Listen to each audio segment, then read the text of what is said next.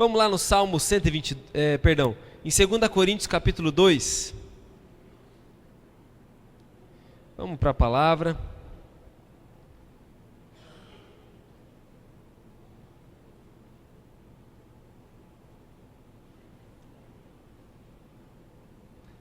Segunda Coríntios capítulo 2.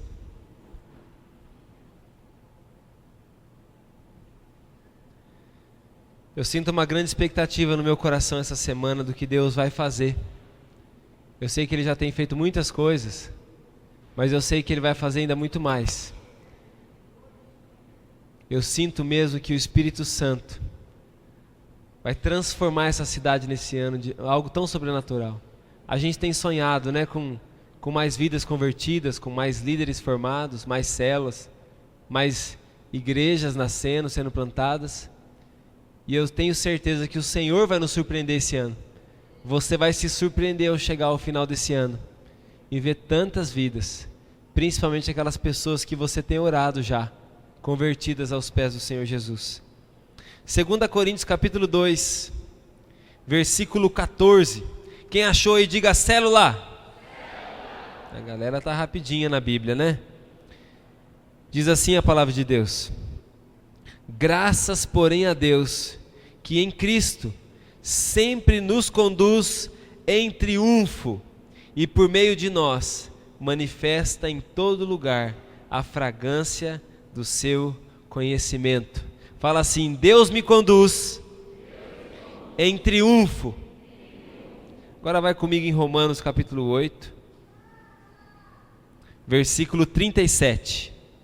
Romanos 8, 37.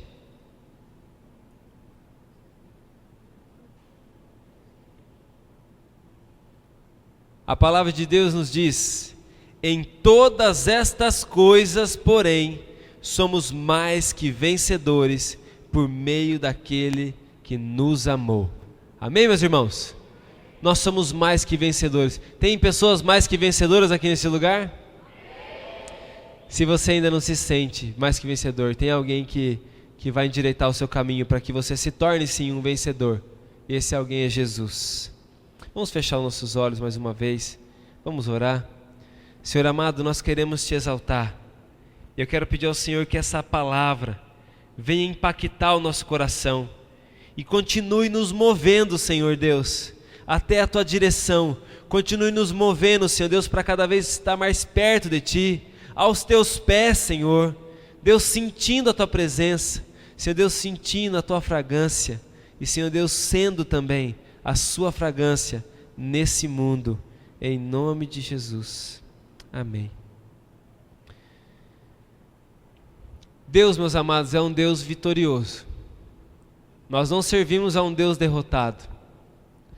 Tanto que a cruz, né, o símbolo da cruz na época de Jesus era um sinônimo de derrota. Era um sinônimo de morte, significava isso. As pessoas eram crucificadas na cruz porque elas eram ladrões, bandidos, elas eram pessoas más. Então a cruz principalmente era um sinônimo de derrota. E a pergunta era: como um Deus tão poderoso pode se tornar um derrotado? E é por isso que o inferno, no momento em que Jesus foi crucificado, o inferno vibrou. Porque no coração dos demônios estava assim: aí está a derrota, aí está a derrota desse Deus. Mas nosso Deus é um Deus vitorioso. Nosso Deus é um Deus poderoso. E o nosso Deus vitorioso, assim, quando foi enterrado, foi sepultado lá, não foi enterrado, mas foi sepultado, o nosso Deus venceu a morte. Fala comigo: nosso Deus venceu a morte e nos deu a vitória. Deus tem te dado a vitória. Deus é um Deus vitorioso. E se você segue a Deus, você é uma pessoa vitoriosa. Se você segue a Deus, você se torna uma pessoa vitoriosa. O apóstolo João vai dizer assim, num dos escritos dele, vai dizer: tudo que é nascido de Deus, todo que é nascido de Deus, vence o mundo. Todo aquele que é nascido de Deus, vence o mundo. Então, se você já tem nascido de Deus, se você nasceu do Espírito Santo, você já está vencendo o mundo, e você se torna um vencedor, vitorioso, porque Deus é vitorioso. Muitas pessoas até entram se fantasiando, na verdade, nesse conceito, pensando assim, Deus é vitorioso, mas eu estou sofrendo tanta derrota. Deus é vitorioso, mas eu estou perdendo. Deus é vitorioso, mas não está dando certo as coisas. Deus é vitorioso, mas lá em casa o negócio está complicado. Aonde está a vitória, então? Se Deus é vitorioso, aonde está a vitória? Aonde que está a vitória, meu querido? Nós temos que mudar o nosso conceito de vitória. O nosso Deus é vitorioso. Vitória significa, para você ter uma vitória, você teve que lutar, não é verdade? A vitória, ela não vem de mão beijada. A vitória não é algo que você recebe assim de mãozinha beijada, não.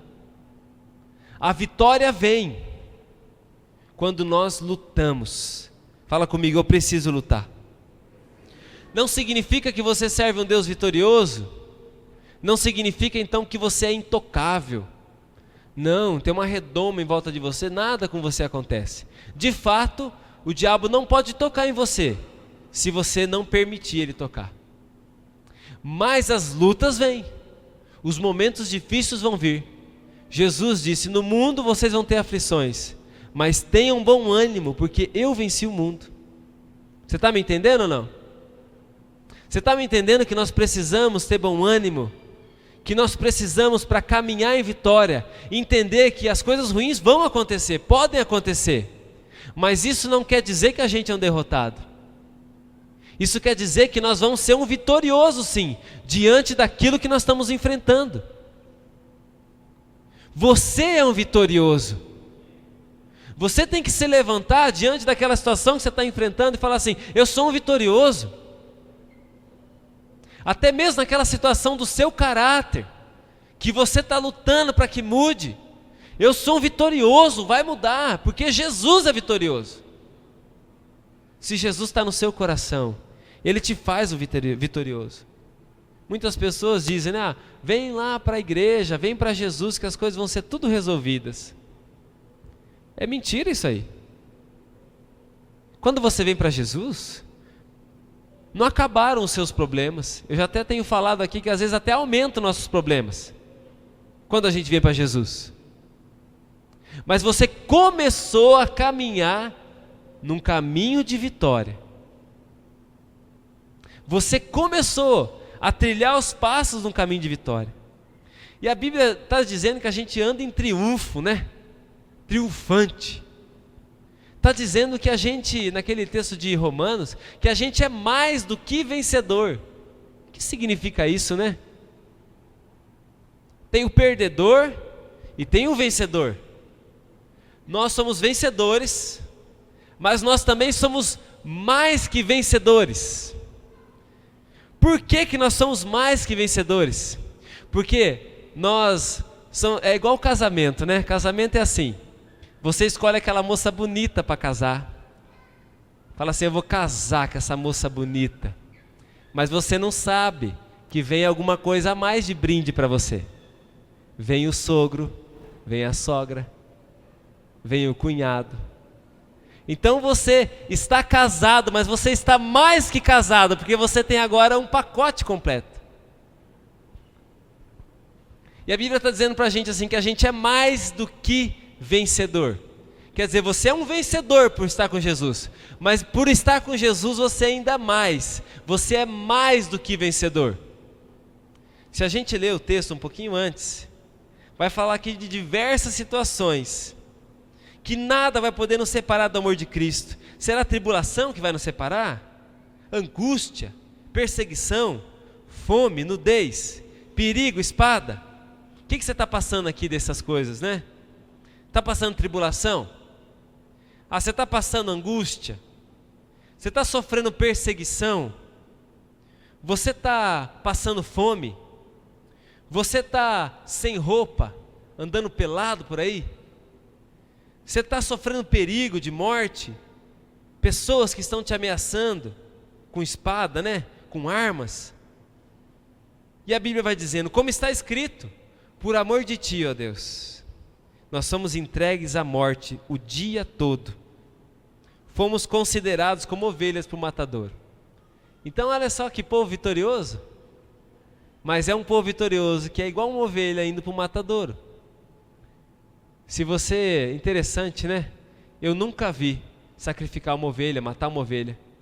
Mas muitas pessoas que têm essa experiência já me disseram que ela morre calada. É ou não é? Quem tem experiência com isso aí pode confirmar que a ovelha morre calada? Alguns casos, não sei se é sempre, chega até a escorrer a lágrima do lado. Meu Deus do céu, que dozinha dessa ovelha. Acho que eu nem vou comer mais carne de ovelha. Vamos fazer um propósito de não comer mais carne de ovelha? O versículo diz que nós nos tornamos mais que vencedores. Nós nos tornamos mais que vencedores porque, além de nós sermos vencedores, o nosso caráter nesse caminho de vitória começa a ser tratado. Eu tenho certeza que você tem vindo à igreja, você está indo à célula, talvez você já até fez o encontro, está na escola já, e o seu caráter começa a ser tratado. Vem a perseguição, e se você realmente está com o coração em Jesus, a perseguição só vai servir para tratar você. Ela não vai te derrubar porque você já é um vencedor. Ela não vai te jogar lá no chão porque você já é um vitorioso, mas ela vai te fortalecer ainda mais. Ela vai mudar você.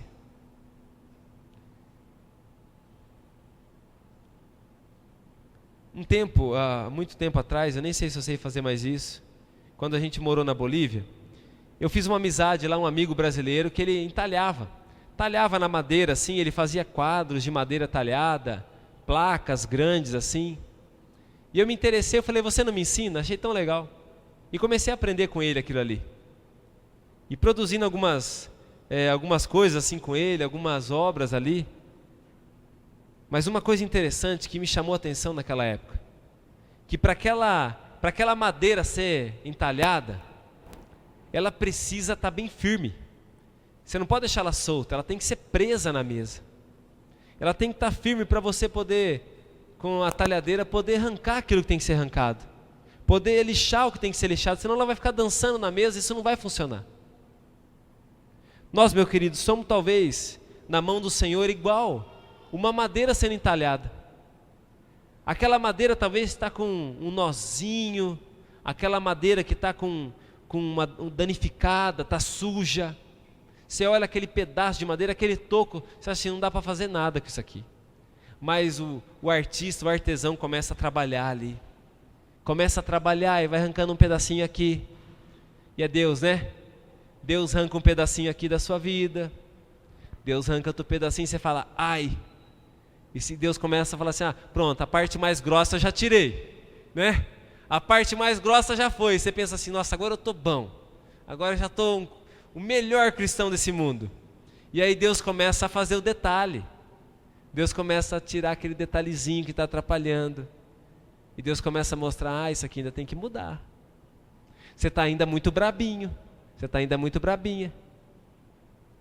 Você está ainda uma pessoa que está contando umas mentirinhas. Deus começa.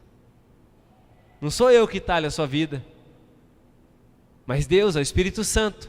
Ele pode até me usar, ele pode até usar o teu discipulador para isso, mas é o Espírito Santo, começa a talhar. Isso não quer dizer que nós somos derrotados. Isso quer dizer que nós somos mais do que vencedores. Porque como mais do que vencedores, nem a tribulação, nem a angústia, nem a perseguição, nem a fome, nem a nudez, nem o perigo, nem a espada pode nos afastar do amor de Jesus.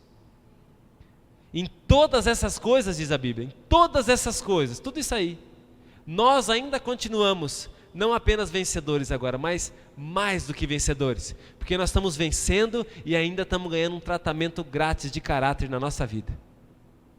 Um tratamento sobre a nossa vida. E esse tratamento vem como um amadurecimento. É lógico que não é só isso que amadurece e trata a nossa vida. O que trata a nossa vida também, vem lá, a oração. Você está orando? Você está tendo a tua vida tratada. Você está jejuando? Estamos aí terminando os 21 dias. Quarta-feira nós vamos terminar o propósito de oração de 21 dias. No culto aqui à noite nós vamos orar, vamos consagrar esses 21 dias, terminar e declarar. Eu tenho certeza que Deus vai realizar muitos milagres na sua vida. Mas o tempo de jejum nunca é um tempo fácil. Mas é para pessoas que realmente estão desejando mais de Deus. O tempo que você está jejuando, aí aquele abençoado te chama para jantar, e você chega lá, tem uma costela. Aí você fala assim, mas em todas essas coisas eu sou mais do que vencedor. Olhando para a costela, mas com o estômago vazio. É ou não é? Fala, eu sou mais do que vencedor. Trata, Deus. Tira de mim a gulodice então. Tira de mim aquilo que possa estar me atrapalhando. E Deus começa a moldar. Deus começa a transformar. E mesmo que venha momentos difíceis, a Bíblia falou que nós não temos que passar por momentos difíceis, mas nós podemos passar.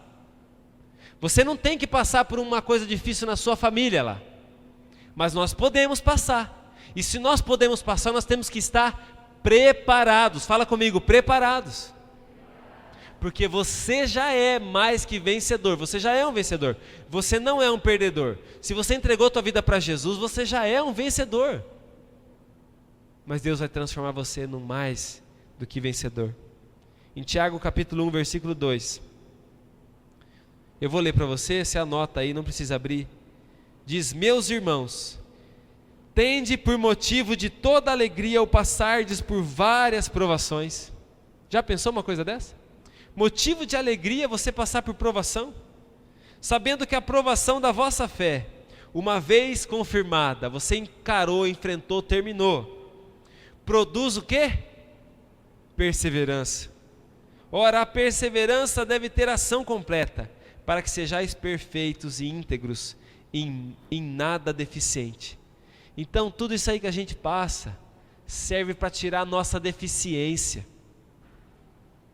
A nossa deficiência de caráter, a nossa deficiência de coração ainda peludo, de aquela coisa que está magoando a gente, é de uma deficiência.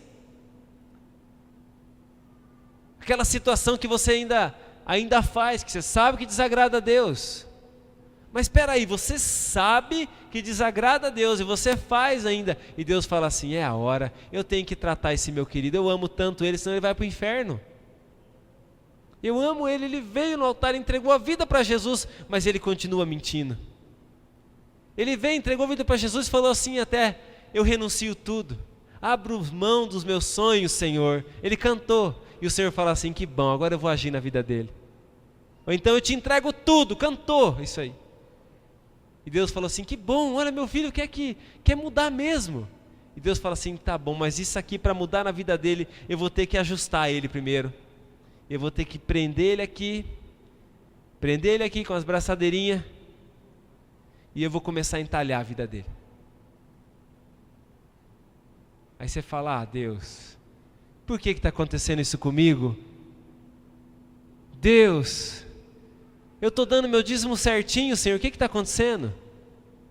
Deus, eu estou orando todo dia, por que isso está acontecendo? Mas você está pedindo, Senhor, trata a minha vida. Senhor, eu não quero ser mais o mesmo. E Deus começa a tratar, começa a mudar. As provações, Deus não te tenta, porque a tentação te leva para o pecado. Deus não vai a aprovação de Deus não é uma tentação. O que é uma tentação? Pega lá um camarada que tem problema com mulher. Ele não pode ver um rabo de saia. Deus não vai pegar e colocar uma mulher pelada na sua frente. Vamos ver se tratar a vida desse homem. Não vai. Isso aí é o diabo que faz. Isso é tentação. Agora Deus vai começar a agir na sua vida. De repente Deus vai fazer queimar teu computador. De repente Deus vai fazer queimar o teu smartphone. Você vai falar, Deus, eu não paguei meu smartphone ainda. E Deus vai falar assim, que eu estou tratando você. Está te prejudicando esse celular. Talvez você não vai entender que Deus está tratando você, mas Ele está moldando. Deus é totalmente sábio. Ele sabe como lidar com as nossas vidas. Interessante que até Jesus, você sabia que até Jesus, como exemplo para nós, lá em Hebreus capítulo 5, versículos 7 ao 9, você pode até anotar, leia esse texto em casa depois, mas eu vou citar uma partezinha dele. Hebreus capítulo 5, do 7 ao 9, fala sobre Jesus, e fala lá uma parte assim, que ele aprendeu a obediência pelas coisas que sofreu. Até Jesus, como homem, aprendeu através do sofrimento. Jesus viu um amigo dele morrer. Jesus viu pessoas sendo maltratadas. Jesus enfrentou situação de traição. E assim por diante. Ele também foi provado. Tem irmãos nossos sendo provados por esse mundo afora. Nós estamos sendo provados hoje, talvez. Mas você está sendo provado, meu querido, para que você cresça. Em 2006 eu passei uma prova na minha vida, uma das. E nessa prova eu fiquei o ano inteiro desempregado. Quando eu estava preparando essa ministração, eu me lembrei disso. Eu fiquei o ano inteiro desempregado. E a minha pergunta era: por que, Senhor? Eu falava: Deus, eu sou dizimista. Senhor, eu sou ofertante.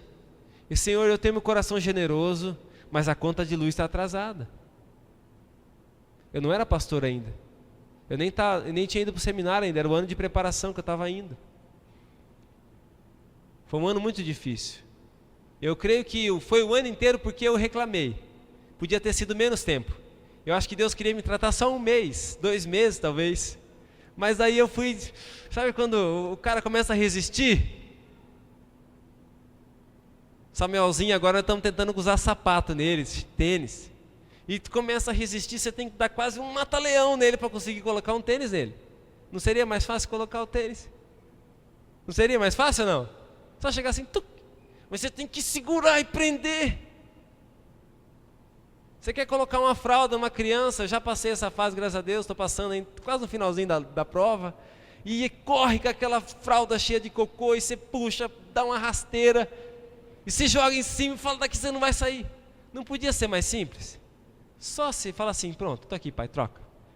Troca rapidinho e sai. E Deus fala assim: o trabalho é rápido. Esse cara aqui parece ser obediente. É rápido o serviço dele. E começa Deus a trabalhar na nossa vida. Mas a gente começa a se espernear. Não vou mais no culto. Eu não vou mais na cela. Estou com raiva do meu líder. Começa a espernear. Não, ele falou isso para mim. E Deus, eu acho que está me amaldiçoando, não pode? Está dando tudo errado. Comecei para aquela igreja, o negócio piorou. E vai se esperneando, e Deus prende aqui. E Deus manda um anjo, fala assim: um anjo não está dando, eu vou mandar mais uns anjos lá. E manda mais um e prende do outro lado. E manda outro e prende do outro lado. Daqui a pouco tem uns 10 anjos em cima de você segurando você e você resistindo ainda. Meu querido, se rende então, que ia ser mais rápido. Eu estava assim. Eu tenho certeza que eu passei o ano inteiro de prova. E eu achava engraçado, Deus deve estar tirando sarro na minha cara. Eu ia fazer uma entrevista. As primeiras, tudo bem, você se conforma, fala: não deu certo, tudo bem. Mas as últimas eu já estava apelando já. Eu estava procurando até que fosse preciso para fazer, para trabalhar. Até que eu desisti. Porque eu chegava do lado de uma pessoa e a pessoa não tinha condição nenhuma para assumir aquela função. Eu tinha todas as condições. E daí dava certo para a pessoa, não dava para mim. Eu falava: ué, Deus, o que está acontecendo? Passou o ano inteiro. No final do ano eu entendi. No final do ano Deus me mostrou. Em 2007, que foi o ano seguinte, Deus me falou tudo o que eu precisava saber. Mas foi um ano inteiro. A prova não tem tempo, não tem tempo certo de você passar. Mas você vai passar. E eu não quero atrapalhar a prova de Deus na sua vida, meu querido. Fala para o teu irmão assim: ó, eu não quero te atrapalhar. Tá? Porque às vezes a gente atrapalha o Espírito Santo. Deus está querendo trabalhar na vida de uma pessoa, a gente vai lá e atrapalha o Espírito Santo. A gente vai lá e atrapalha o agir de Deus. Nós somos muito apegados, meu querido. Todo ser humano, uma grande maioria, é apegado às coisas materiais. É apegado. A gente vai acumulando coisa, acumulando coisa. Aos números, né? Você percebe que você está com problema quando você vai na calculadora. Opa, minha vida está complicada. Aí você já fica até triste. Você vai para a calculadora. Mas e as outras coisas? Tem também coisas na família, na nossa moral, no nosso físico, às vezes uma enfermidade. Mas interessante que as provas nos aproximam de Deus. Há muitas pessoas que se achegaram a Deus no momento difícil. Você talvez é uma dessas pessoas que se aproximou de Deus naquele momento que você estava passando um momento muito difícil. Eu tinha perdido a minha namorada quando eu me aproximei de Deus, que é a Márcia, minha esposa. Me aproximei de Deus, ainda mais. Mas interessante que as pessoas não se importam. Ela se importa se ela não está, se ela está sem dinheiro. Olha, eu fico preocupado. Vai lá, campanha de oração, e vai no corredor do fogo, e vem, toma Santa Ceia, e vai, oração de um líder. Ah, meu líder está muito fraquinho, eu vou lá no outro líder. Eu vou no outro, não resolveu, eu vou pedir para o pastor então me abençoar. Ficamos preocupados quando as finanças não vai bem. Mas nem sempre a gente fica preocupado quando o nosso relacionamento com Deus não vai bem. Quando as lutas estão no nosso relacionamento com Deus. Nem sempre a gente se preocupa com isso. Nem sempre a gente se preocupa se o Deus vitorioso, Jesus, está sentindo a nossa falta. E às vezes eu até acho que Deus fala assim, abençoou aquela pessoa. A pessoa estava tão pertinho dele quando estava na luta. Deus estava suprindo dia a dia. Igual Elias, né? Deus trazia a provisão todo dia. E era vida de milagre. Era uma vida íntima com o Espírito Santo. Mas daí a coisa ficou muito boa na vida do cidadão. Nunca mais, nem orar, orou. E já começa até a duvidar do agir de Deus. O que acontece? Jó vai dizer assim, meu querido, no capítulo 42 de Jó, versículo 5. Jó vai dizer, no finalzinho de tudo, ele diz: antes eu te conhecia só de ouvir falar, mas agora eu te vejo. Há muitas pessoas, vai vindo na igreja, vai indo na cela, vai ouvindo falar de Jesus, vai vendo algumas coisas acontecer. Ah, mas o negócio só realmente tem aquela experiência forte com Deus quando você se aproxima dele. E preste atenção, a tua aprovação, com certeza, é para você se aproximar de Jesus. Porque você já é um vitorioso em Jesus. Mas agora Jesus quer te tornar mais do que vitorioso, mais do que vencedor. Isso é para mim, é para você, é para todos nós. E nós vamos crescendo. E nós vamos tendo discernimento, nós vamos entendendo. E aí as provas que nós passamos são bem mais rápidas. São bem mais simples. Sabe por que são bem mais simples? Porque a gente aprende a obedecer. Fala comigo, para eu ser um vencedor, eu preciso aprender a obedecer. Quando a gente é pai é muito mais fácil de entender isso aí. Porque a gente lembra, a gente começa a entender como a gente deu trabalho para os pais da gente. Que o pai vem e fala assim, meu filho, faz isso aqui, por favor. E a gente vai teimando. E aí acontece a situação. O pai só dá uma olhadinha, né? Tá vendo? E Deus a mesma coisa. Será que se a gente obedecer a Deus, a gente vai vencer as provas e as lutas muito mais rápido? Sim ou não? Com certeza. José, meu querido, já no finalmente ali da luta dele, ele já governador do Egito, mas ele tinha sido maltratado pelos irmãos dele, jogado fora da casa dele. Ele tinha também chegado como escravo, acusado indevidamente, foi parar na cadeia, ficou 15 anos preso injustamente. Quem ficaria feliz aqui e continuaria honrando a Deus, ficando 15 anos preso injustamente? É de se pensar nisso aí. E José, 15 anos preso. O amigão do peito dele, que saiu primeiro, falou assim: eu vou lembrar de você, José. Vou dar um toque no faraó lá, vou tirar você daqui. Nunca mais. Mas Deus tirou ele de lá na hora certa. E Deus colocou ele num lugar de destaque, num lugar de provisão, num lugar que a mão dele podia abençoar outros. E podia não abençoar se ele quisesse. Olha só.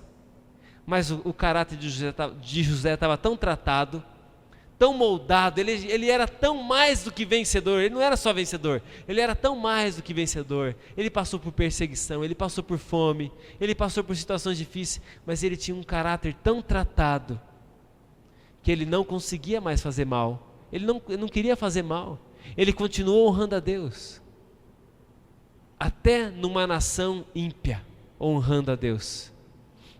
E o versículo 20 do capítulo 50, ele vai dizer assim: vós na verdade intentais o mal contra mim, porém Deus o tornou em bem.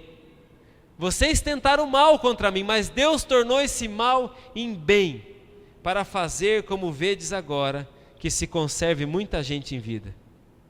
José está dizendo isso aí porque ele está alimentando os irmãos dele, os irmãos que jogaram ele para fora de casa, que deram ele como morto para o pai. Isso é perdão. Está alimentando os irmãos, está alimentando a família do seu pai. E ele está dizendo: olha que palavra de sabedoria, eu sei porque eu passei. É para que chegasse esse dia, ia vir esse dia sobre a terra, e eu pudesse cuidar de vocês. Deus te quer, meu querido, num lugar de liderança. Deus te quer num lugar de influência. Deus te quer num lugar de bênção, para você abençoar as outras pessoas, para você cuidar daqueles que estão sofrendo, para você levar a palavra para aqueles que ainda não conhecem Jesus. Mas para isso, Ele vai tratar a sua vida, Ele vai querer transformar a sua vida. Agora você tem que ser uma das pessoas que são aquelas indesistíveis, que não desiste e que permanece em obediência. Eu quero terminar dizendo para você o seguinte: quando a gente passa pela prova, a gente tem a tendência de começar a olhar para baixo, tem a tendência de começar a olhar para nós. Eu estou sofrendo demais, pastor, eu estou sofrendo demais, está dando tudo errado na minha vida. Você não consegue nem ver quem está sofrendo do seu lado. Às vezes tem pessoas que estão até pior do seu lado, mas você não consegue perceber, porque você está olhando para baixo, está olhando para o teu eu, para o teu ego. A Márcia esteve ministrando um pouco sobre isso aqui quarta-feira. Está olhando para o seu umbigo. Jesus falou para os discípulos: erga os seus olhos, olha os campos, estão prontos para a colheita. Para de se preocupar com as coisas dessa terra. E a gente está assim. A Bíblia fala de uma mulher lá deixa eu ver o texto aqui, em Lucas capítulo 13, de uma mulher que andava assim, ó, encurvada. Conseguia olhar para baixo ou não? Só para baixo. Conseguia olhar para Jesus? Só se deitasse no chão, né? De tão encurvada. Tem pessoas que estão andando assim, ó: eu estou sofrendo demais, só eu que sofro nesse mundo. Eu vou na igreja, mas as coisas não resolvem. Já estou orando faz tanto tempo e nunca recebi. O outro chegou na igreja ontem e já recebeu, mas ele continua olhando para baixo, ele não está olhando para cima. E em cima das costas dele tem um demônio assim, uhul! Laçador esse demônio. Ele gosta de laçar. Está andando essa pessoa igual andar num cavalo. E a pessoa continua olhando para baixo. Jesus encontrou essa mulher que há 18 anos andava encurvada. 18 anos andava encurvada nesse sofrimento, olhando para baixo. Talvez ela só pensava em comprar sapato, né? Porque ela só via o pé dela, pensava: você tem que comprar outro sapato, não aguento mais olhar esse sapato. Será que é esse o problema? Às vezes as mulheres só querem... Tem mulher que só quer comprar sapato. Ou faz uma oração de libertação com ela. Faz ela olhar para cima. Parar de olhar para o pé. E Jesus liberta essa mulher. E Jesus fala assim, ó, um demônio estava prendendo essa mulher, trouxe essa enfermidade sobre a vida dessa mulher, mas eu trouxe libertação sobre a vida dela. Começou a olhar para cima, começou a olhar para o alto. Você começa a olhar para o alto, talvez está até pegando fogo ao redor de você, mas você não se importa com o fogo. Talvez até as coisas não estão dando certo, está tendo a perseguição, mas você é mais que vencedor, você está olhando para o alto. É do alto, a Bíblia diz que vem o teu socorro, não é aqui da terra. O teu socorro vem do alto. Eu levo meus olhos para o monte, de onde vai vir o meu socorro? O meu socorro vem do Senhor, que fez os céus e a terra. O teu socorro vem de cima, não vem de baixo. O teu socorro não vem nem da horizontal, vem da vertical. Vem lá do alto. É do alto, você tem que olhar para cima. Você tem que olhar para Jesus. Ah, você está sofrendo? Mas eu vou servir a Deus, porque eu sou mais que vencedor. Isso aqui vai passar na minha vida, eu vou crescer. Isso aqui vai transformar eu em uma pessoa ainda muito mais cheia do Espírito Santo. Tem que começar a olhar para o alto. Quero que você se coloque em pé, meu querido. O diabo ele não quer que a gente olhe para o alto. Ele quer que você continue olhando para o chão. Quer que você continue olhando para baixo. Quer que você continue olhando para aquela situação que está difícil. Ele quer que você continue olhando para aquela situação que não resolveu. Ele quer que você continue olhando para o teu sofrimento. Mas Jesus está falando para você, ó, levanta os teus olhos e veja o campo. Olhe para o alto. É do alto que vem toda a sabedoria que você precisa. Pessoas muito inteligentes aqui hoje. Você é muito inteligente. Pessoas muito capacitadas. Mas a solução da sua vida não vem da sua inteligência, não vem da tua capacidade. E não estou dizendo que você tem que deixar de crescer em inteligência, você tem que continuar crescendo. Mas você tem que ter um temor no coração, de que o teu socorro vem do alto. A sabedoria vem do alto. Tem pessoas que são inteligentes, mas não são sábias. São inteligentes, mas não são sábias, porque a sabedoria vem de Deus. E hoje Deus colocou no meu coração algo especial para a gente orar. Pela tua família. Mês de abril nós vamos ter um mês especial da família, um mês inteiro de ministração para as famílias, de oração pelas famílias. Mas hoje eu quero orar pela tua família, pela tua casa. Talvez você está encurvado, talvez você está encurvada, está olhando para baixo, não vê solução, porque você está olhando para baixo. Eu quero orar por você. Quero que você feche os seus olhos. Nós vamos cantar esse louvor. Enquanto isso, você pede para o Senhor te deixar erguido. Pede para o Senhor tirar de cima de você esse demônio que está tentando fazer você olhar para baixo. Adore o Senhor Jesus nesse momento.